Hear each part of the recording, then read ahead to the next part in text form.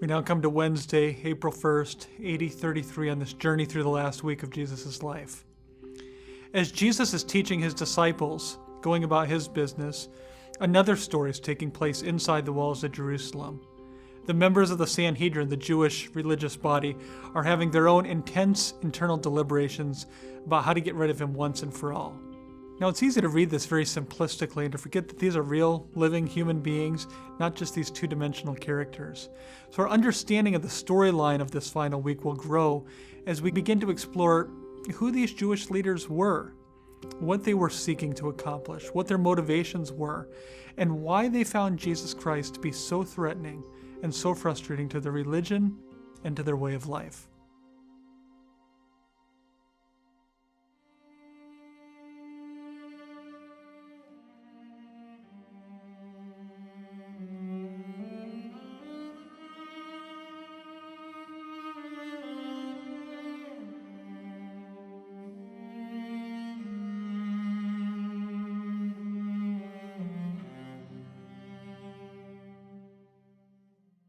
It seems that many of Jesus' opponents were in the Sanhedrin, or the Sanhedrin. This is a council of the Jews, the ruling council, you might say. There were 71 members. This idea of the 70 probably began even with Moses in the Old Testament, where he was appointing 70 sub-elders to kind of organize the government for the Israelites as they're wandering through the desert.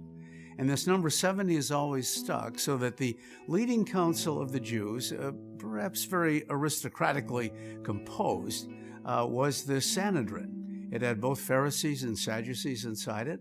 And the leader, of course, is the high priest himself. In Jesus' case, it would be Joseph Caiaphas. Often the Sanhedrin would meet about once a month in Jerusalem, and of course there were special high holy reasons for them to come together, especially during the Passover festival. Whenever voting took place on some major issue in the Sanhedrin, it's very interesting, they always let the youngest member vote first, so that he is not simply overawed by the elders. And then the final decision is made, of course, by the older and more mature people, and the high priest last of all. During Holy Week, it is the Sanhedrin that is in charge, making plans as to what to do about this so-called messianic troublemaker. Well, we have to understand that the anger of the Jewish leaders was not restricted to Passion Week. The anger of the Jewish leaders began from the very start of Jesus' ministry. In actuality, they were plotting to kill him in Mark chapter 3, verse 6, right from the beginning.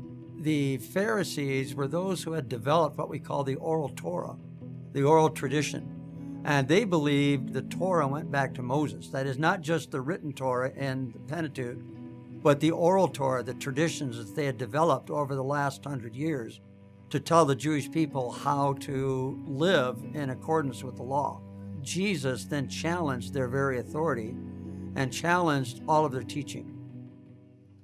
By the time Christ came that final time to Jerusalem, the Jewish leaders had been opposing him for over 2 years because they believed that as long as there was blasphemy in the land, the true Messiah could not come. Jesus declared himself not just to be Messiah, but Son of God. And so each step it became more intense. And by the time they were getting close to Passover, they felt that if they did not arrest Jesus and have him killed, that indeed a messianic riot would take place and the Romans would destroy the nation.